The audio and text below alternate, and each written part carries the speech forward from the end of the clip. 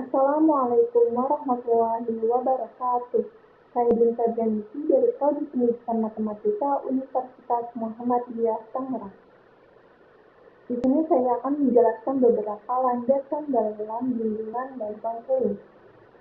Landasan dalam bimbingan dan konseling pada dasarnya tidak jauh berbeda dengan landasan-landasan yang biasa diterapkan dalam pendidikan, seperti landasan dalam pengembangan kurikulum, landasan pendidikan non-formal, ataupun landasan pendidikan secara umum.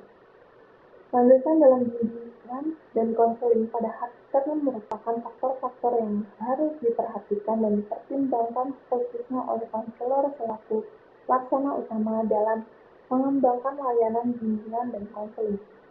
Mengapa demikian? Apabila dalam bimbingan dan konseling tidak didasari dengan fondasi atau landasan yang kokoh, akan mengakibatkan kehancuran terhadap layanan bimbingan dan konseling individu yang dilayani, atau bisa kita sebut sebagai klien. Nah, dari situlah muncullah beberapa landasan-landasan bimbingan dan konseling. Landasan-landasan bimbingan dan konseling itu ada aja. Yang pertama ada landasan filosofis, yang kedua ada landasan psikologis, yang ketiga ada landasan sosial budaya, dan yang keempat ada landasan ilmu pengetahuan dan teknologi atau bisa disebut dengan iptek. Nah, yang pertama kita akan bahas landasan filosofis. Landasan filosofis merupakan landasan yang dapat memberikan arahan dan pemahaman khususnya bagi konselor dalam melaksanakan setiap kegiatan bimbingan dan konseling yang lebih bisa dipertanggungjawabkan secara logis, etis, maupun estetis. Nah, landasan filosofis ini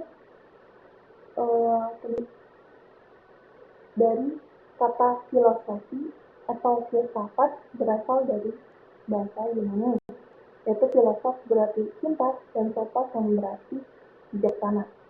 Jadi filosofis berarti kecintaan terhadap kebijaksanaan.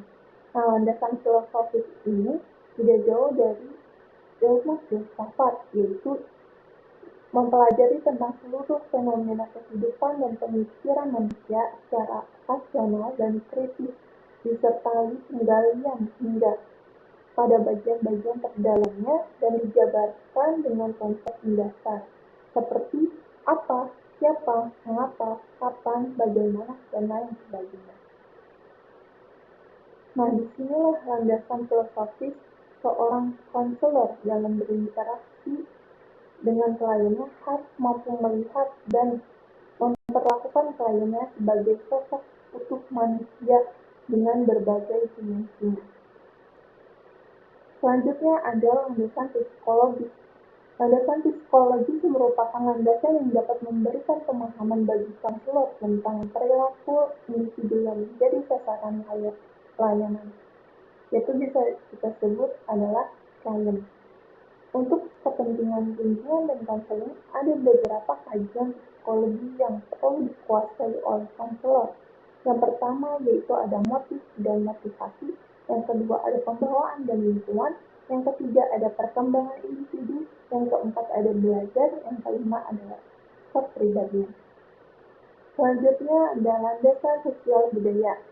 Landasan sosial budaya merupakan landasan yang dapat memberikan pemahaman kepada konselor tentang dimensi kesosialan dan dimensi kebudayaan sebagai faktor yang mempengaruhi terhadap perilaku individu.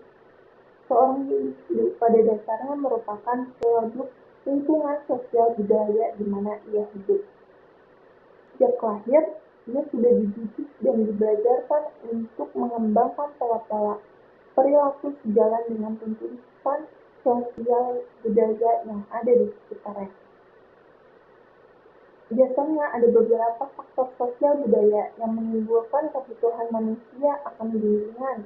Yang pertama yaitu faktor perubahan konstelasi keluarga, yang kedua ada perkembangan pendidikan, yang ketiga ada dunia kerja, yang keempat ada perkembangan kota metropolitan. Selanjutnya ada landasan ilmu pengetahuan dan teknologi atau bisa disebut dengan iptek. Nah, landasan ilmiah ini berarti setiap kegiatan kegiatan bimbingan dan konseling harus sesuai dengan fakta yang ada, mulai dari mengamati, menganalisis, sampai tahap akhir yaitu merencanakan langkah selanjutnya.